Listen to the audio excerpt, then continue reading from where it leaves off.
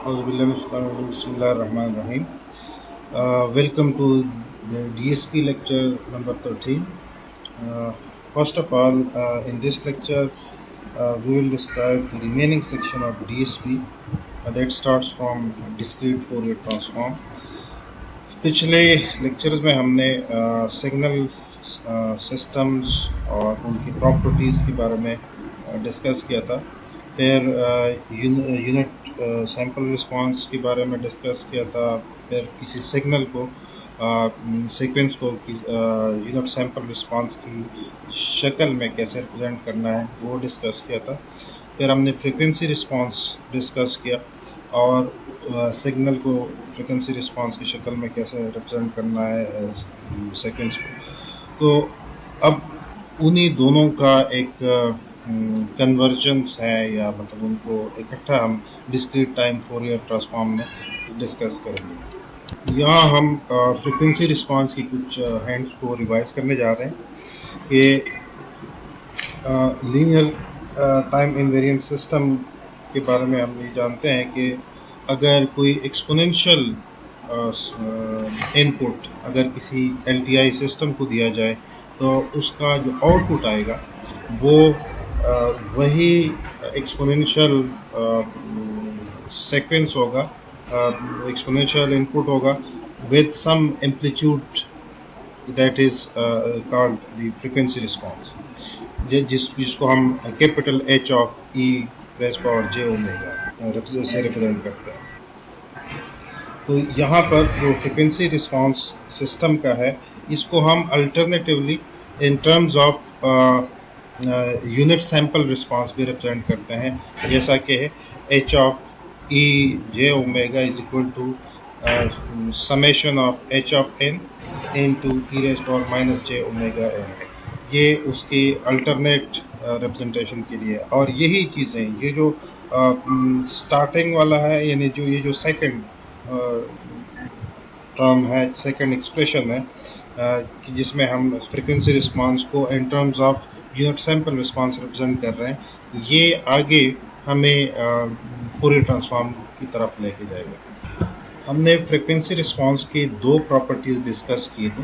पहला ये कि फ्रीक्वेंसी रिस्पांस किसी भी सिस्टम का फ्रीक्वेंसी रिस्पांस जो है वो एक फंक्शन होता है कंटिन्यूस वेरिएबल ओमेगा, यानी मतलब इस केस में हमारे पास ये ओमेगा एक कंटिन्यूस वेरिएबल है और उसी का फंक्शन है तो H of A of J omega. दूसरी प्रॉपर्टी जो है कि फ्रीक्वेंसी रिस्पांस किसी भी एलटीआई सिस्टम का जो है ये पीरियोडिक होता है, ठीक है, और वो उसका पीरियड जो होता है वो 2 पाई होता है। यहाँ पर जो एक्सप्रेशन गिवन है H of E raise power J omega is equal to H of E of J in to omega plus 2 pi K, यहाँ पर के इंटीजर वैल्यूज हैं, इसकी वैल्यू मतलब डिफरेंट हो सकती है, मतलब 0 1 2 3 इंटीजर वैल्यूज हो सकती हैं।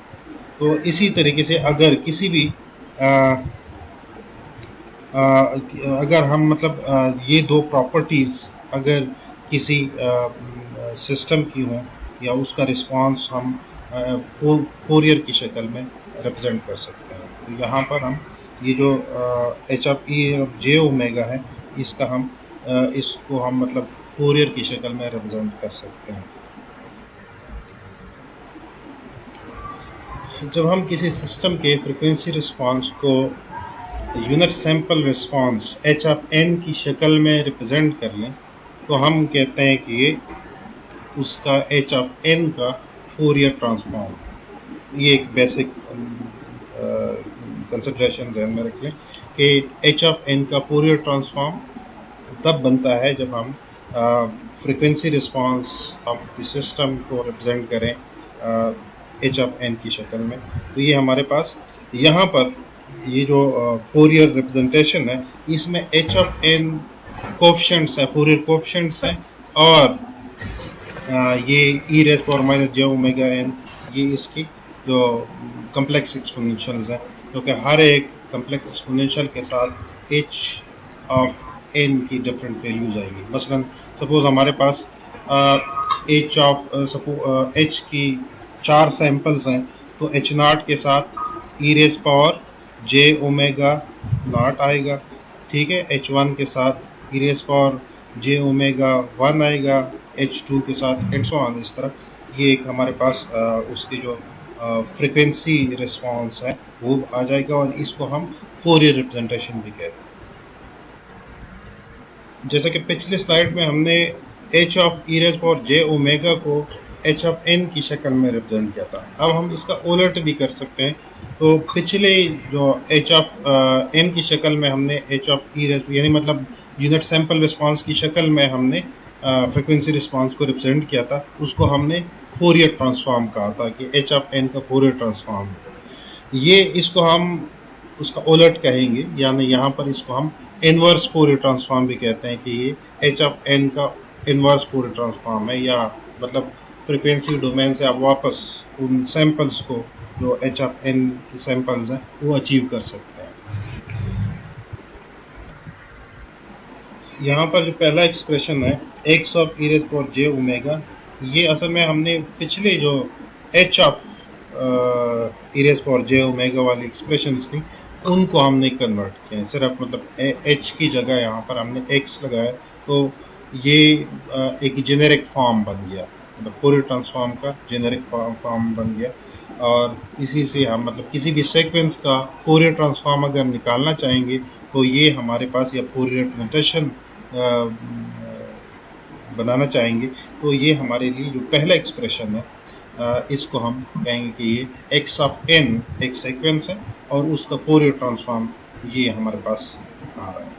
इसी तरह जो दूसरा एक्सप्रेशन है जिसमें हमारे पास फोरियर ट्रांसफॉर्म की जो वैल्यूज हैं वो गिवन है, यानी x of E J omega इसकी वैल्यूज हमारे पास गिवन होंगी और उससे हम वापस सीक्वेंस अचीव करना चाहेंगे तो ये हमारे पास जो दूसरा एक्सप्रेशन है उसी को रिप्रेजेंट कर रहा है।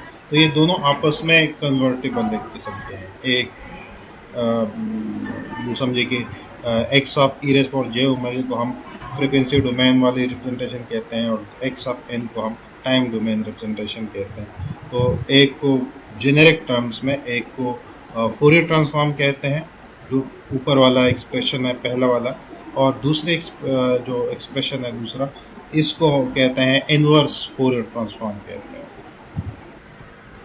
यहाँ पर हम फोरियर ट्रांसफॉर्म की एक बेसिक प्रॉपर्टी जिसको हम कन्वोल्यूशन प्रॉपर्टी कहते हैं ये डिस्कस करने जा रहे हैं कि अगर हमारे पास दो सीक्वेंसेस हैं, यानी टाइम डोमेन में दो सीक्वेंसेस हैं x ऑफ n और y ऑफ n, अगर हम उन दोनों को कन्वॉल्व करें आपस में, ठीक है, उन दोनों को अगर हम आपस में कन्वॉल्व करें तो उनके कन्वोल्यूशन का जो फोरियर ट्रांसफॉर्म आएगा वो असल में उन सीक्वेंसेस का जो इंडिविजुअली फोरियर ट्रांसफॉर्म निकल आता है, यानी मतलब x ऑफ n का जो फोरियर ट्रांसफॉर्म निकल आएगा वो capital X of E J omega आएगा, y ऑफ n का जो फोरियर ट्रांसफॉर्म निकल आएगा y ऑफ n का Fourier transform y of E J omega, तो इन दोनों के प्रोडक्ट की इक्वल है। यानी x ऑफ n और y ऑफ n अगर कन्वॉल्व हो जाए और उसको हम सपोज हम कहते हैं कि